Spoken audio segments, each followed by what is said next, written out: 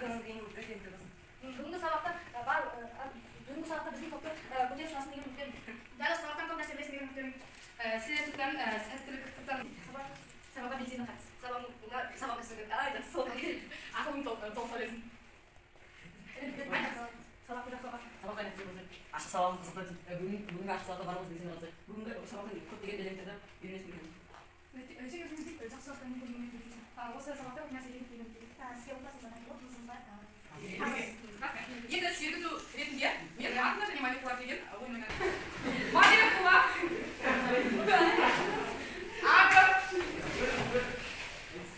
атом молекула осы жақсы көңіл күйіңізбен бүгінгі сабақтың бастайық. Отырамыз.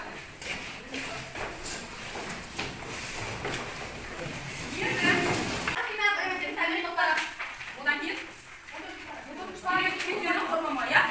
енді сіздерге үй тапсырмасын сұрау ретінде жеке әр топқа бір тапсырмадан беремін. Бұл топтық жұмыс болып табылады.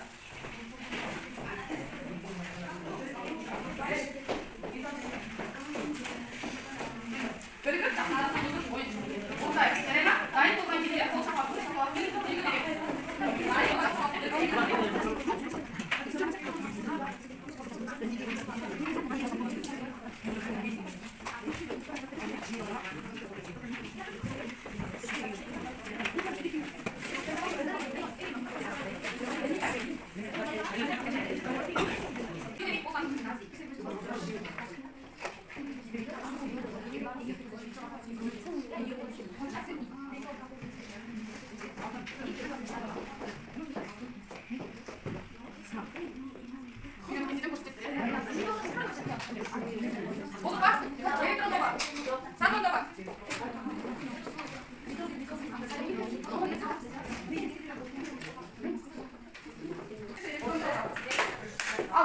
Енді бірінші топтан бастайық. Электрон тобы периодтық кестеге жақындап келіп сүзілеміз. Қай жерде орналасқан? Периодтық кестеде бейметалл және металлды екі топқа бөлінеді. Периодтық желдегі элементтер атомдық массасына қарап ретпен орналасады. Элементтер координаттар қатары оқи беріңіз. Элементтер координаттар қатары бойынша периодтық аталады. Периодтық кестеде төменгі сол жағында ортадан бөлінеді. Мына жағы металл және бейметалл деп бөлінеді. Екі жағында. Қалған топтар тыңдайды. Сол жағында металл, ал жағында бейметалл деп бөлінеді. Элементтер периодтық қатары бұл топ деп аталады. Ал периодтық жүктеліп периодтық үлкен және кіші болып жүктеледі. Периодтар бізде үлкен және кіші болып жүктеледі. Периодтарға кімдер жатады? Қай қатарға? 1, 2, 3 және 1, 2. Олар себебі не үшін? 1, 2, 3. Себебі бұда көмектесеміз топтағы. Себебі олар ортадан көмектеседі. Бірінші, екінші периодтарда бізде олар кіші топқа жатыр, иә? Кіші периодтарға. Себебі оларда бір қатардан орналасады, ба? Ал үлкен периодтарда екі қатардан орналасады. Қарай, топ негізгі және қосымша деп екіге бөледі. Бірінші топта екіге бөлген кезде оң жақ беті негізгі, одан кейін қосымша шоқты, иә? Одан кейін масақтандар, иә? Енді отырайық. Нейтрон тобы бітті, енді протон тобына келіңіз. Бейнекомбинация қандай болса? Галогендерге сәйкестенеді, иә? Хлор көрсетеді. Хлор, ион элементтері жатады. Бір валентті элементтерге кімдер жатады? Бірінші топ элементтерін көрсетті. Натрий, литий, калий. Одан кейін бейметалларға кімдер жатады? Кремний, фосфор, көміртекті берілесіздер. Одан кейін сілтілік жер металдарға кімдер жатады? Екінші топ элементтерін көрсеткен. Жоқ, қате жауап бұл жерде. Ди элементтеріне темір, кобальт, никель, палладий, родий, осмий, рентгий, вольфрам секілді F элементтеріне серий, менделеевий, Эйнштейн, Ферми, Нобель, Лоуренций секілді элементтер жатады. Жарайсыз, дұрыс па? Иә. Тоқтар молодец. Жарайсыздар, керемет. Енді бір-бірлерімізге басқарма әдісімен бағалап жіберейік. Бірінші, нейтрон тобын бағалайық. Басқарма әдісімен барлығы бір ауыздан тамаша деп бағалады. Енді екінші топ протон тобын. Қалған топтар бағалайық. Басқарма әдісімен, иә? Керемет. Үшінші топ электрон тобы. Барлықтарыңыз керемет. Жарайсыздар. Енді бүгінгі күнді жазайық. Дәрістерімізді ашыңыздар. Жаңа сабақ. Тақырыбы салыстырмалы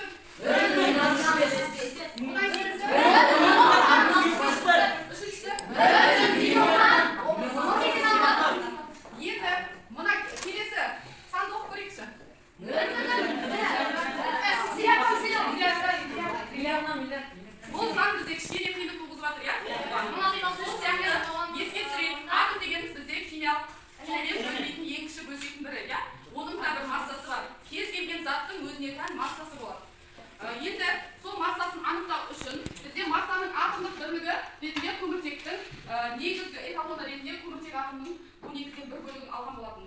Химиялық есептеулерде сутек атомның жаңағы массасы бізде 1,106, оның 24 грамм болып табылса, ол бізге есептеулерде қиындық туғыздықтан бізде салыстырмалы атомның массасын ойлап тапқан.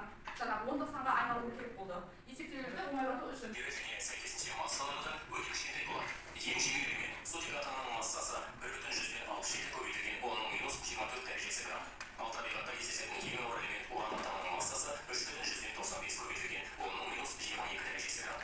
Атомдық массалардың осындай аз мөлшердегі сандар арқылы көрсетілуі қолайсыз болғандықтан атомдардың массаларымен салыстыруға келетін арнайы стандартты массасы анықталды. Осылайша барлық атомдардың массалары осы стандарт арқылы көрсетіледі. Стандарт ретінде көміртек 12 изотопының атомы таңдалып, атомдық массаның бірлігі ретінде осы атом массасының 12-ден 1 бөлігі қалдырылды. Көміртек 12 атомның массасы дәл 12 массаның атомдық бірлігіне тең болғандықтан, көміртек 12-ның салыстырмалы атомдық массасы 12,100.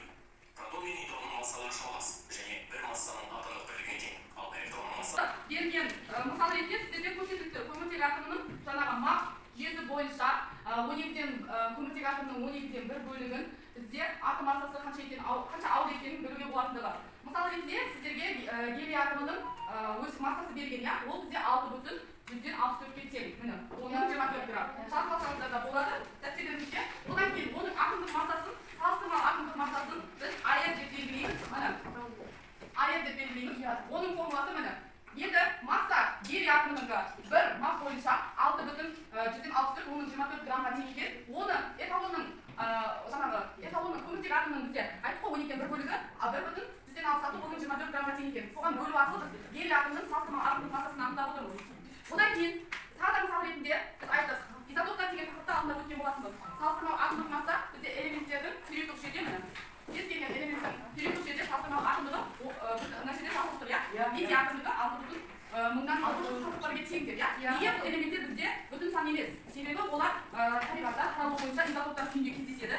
Изотоптар дегеніміз біз білеміз, протон саны бірдей, нейтрон сандары әртүрлі заттарды айтамыз. Мысал ретінде жаңа сутек атомында бізде бір үш изотопы болады. Ода рет номері 1, массасы 1, екінші изотоп түрі, оның массасы 2-ге тең, үшіншісі 3-ге тең. Бірақ протон сандары барлығы бірдей. Протон сан бізде элементтің негізгі құрам бөлігі болып табылады. Ол өзгертілмей, ол тағы шама болып келеді. Протон сан бізде П деп белгіленген, ол бізде электрон санына тең. Енді оған мысал ретінде тау жыныстарының қопарылыс кезінде әртүрлі бөлшектерге ыдырап бөлінеді ғой. Мектепте фундаментті жанған кезде ол әртүрлі жаңағы біреу үлкен біреу кіші бұл денелерге бөлінеді ғой. Сол сияқты химиялық құрамы бірдей болады да, бірақ өлшемі бөліктері әртүрлі болады, массалары әртүрлі келеді. Массасын осы формула арқылы өрнектеуімізге де болады. Мысал ретінде мыстың изотоптарын алайық.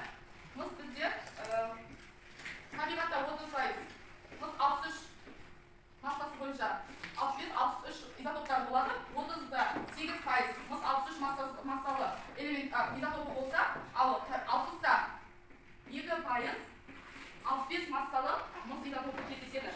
Бұны біз орташа атомдық массасын былай есептейміз. Массаны көбейтеміз. 63 атомдық массасын көбейтеміз. 30,8%-ға бөлеміз 100-ге. Жазып отырамын оқушылар дәптерлеріңізде. Екінші 65% массасы бар мыстың массасын оның өзінің пайызына көбейтеміз. Бөлеміз 100%-ға. Пайыз сабылады бізде. Сол кезде бізде 63,4 массасы, мыс массасы анықталынады. Осыдан қарай отыра біздер мыстың орташа массасын табамыз. 64 емес, 65 емес. Дұрыс па? Иә. Инереттік кестесінде жазылуы тұр. Сол себепті олар бүтін сан болып кездесе алмайды. Көбінесе олар изотоптар күйінде кездеседі.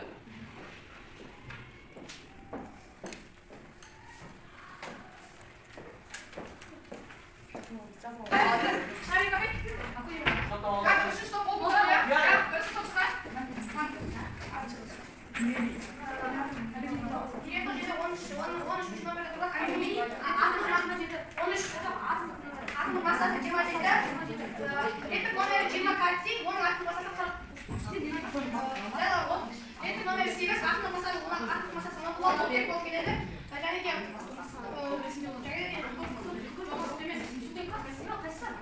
көміртек атомның массасы 12, реттік номері 6 болып келеді.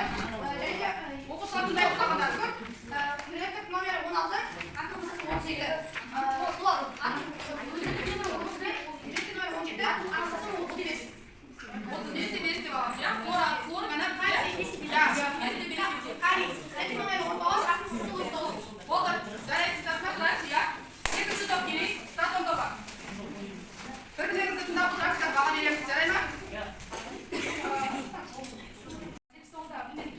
Sonuçta kızımız kesinlikle kötü olmalı. Yine burada zaman yine zam bir zaman azaltı olsa burada tam bütün izin yapalım. Birisi bizim var. Cumartesi bunlar 305 oldu. Sonra cumartesi nokta aldı. Kilise aldı. O onun altı şeyler sonra onu tek tutamadı. Oradan yine kıvır. Kıvır o sevdi bizim var. Hayır, onu bana şiar.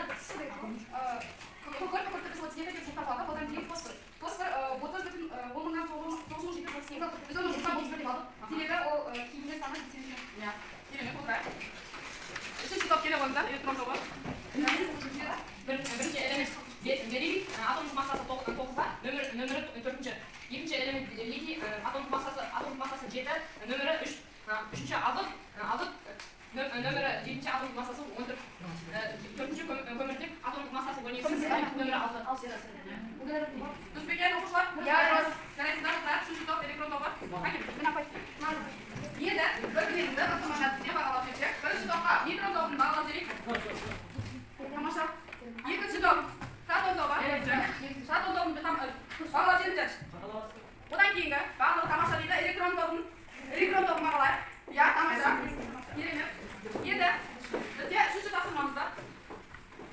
Жалпы сымбаты баян тасымалатында маса дегеніміз қалай анықталынатындығы туралы тасымалар жолда ақылы сіздердің жақсы түсінгендеріңізді байқадық. Келесі тасыма бізде постер қолға болып келеді. Ода жеке элементтердің изотоптары берілген. Сол изотоптардың атом, нейтрон, электрондарын анықтайсыздар.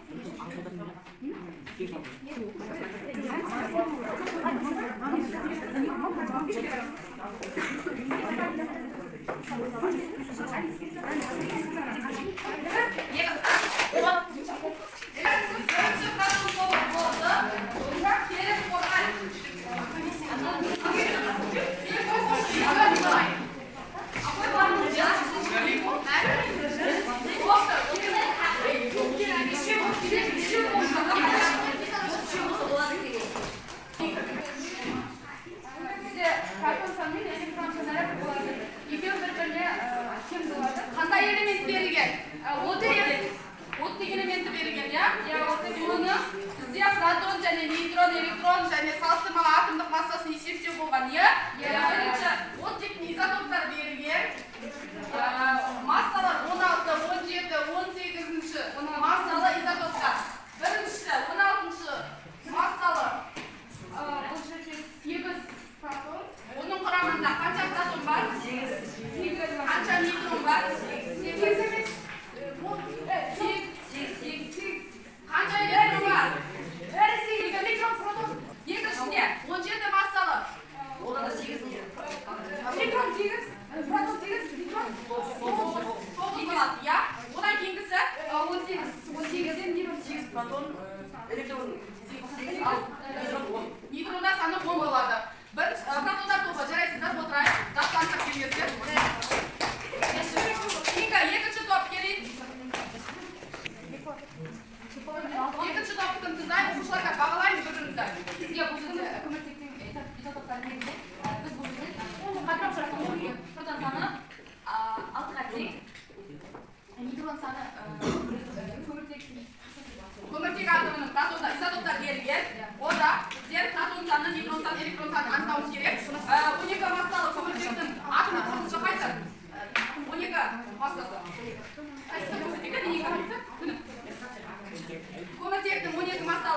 birinchi suratga ko'rsatilibdi. Oda bizga qancha proton soni bor ekan? 6 Neytron soni 6. Elektron soni al o'sha ko'matekda qancha proton soni bor ekan? 6 proton soni, neytron 8, elektron 6. Ya bizga neytron soni, proton soni taqdir ekan. Neytron sonlarga massalarga байланысты o'zgarib o'tadi ekan. Durustmi o'quvchilar? Ya. Odan keyin 13-chi masala ko'matekning izotopi. Proton soni 6, neytron soni 7, elektron soni 6. Жарайсыздар, o'tirib. Kelinglar, neytron topi.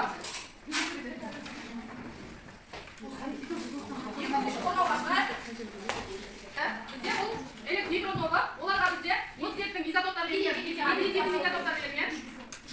Oda proton sonlari qanday ekan? Proton soni birinchisiga 3, ikkinchisiga 3, uchinchisiga 3, neytron soni birinchisiga 3, ikkinchisiga 4, ikkinchisiga 5. Al elektron sonlari bende 3 bo'lib keladi. Proton o'zida nisbatan neytron zaryadi yo'q, al elektron nisbatan bo'lib keladi zaryadi. Asosiy massalari 6, 7, 8. o'tirib. Jaraysizdar, neytron topi. Endi bir-birimizga masalani sen bag'lab kerak.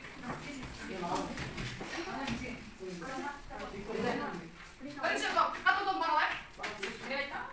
Ikkinchi top, elektron topi. Bag'lab elektron topi. Jo'g'arg'a sharq ko'rsatdik-da bizda elektron topi. Bag'asini apa. Kelasa, sen neytron topi bag'lab endi jo'g'arg'a ko'rsatib bag'lab kerak. Jaraysizlar,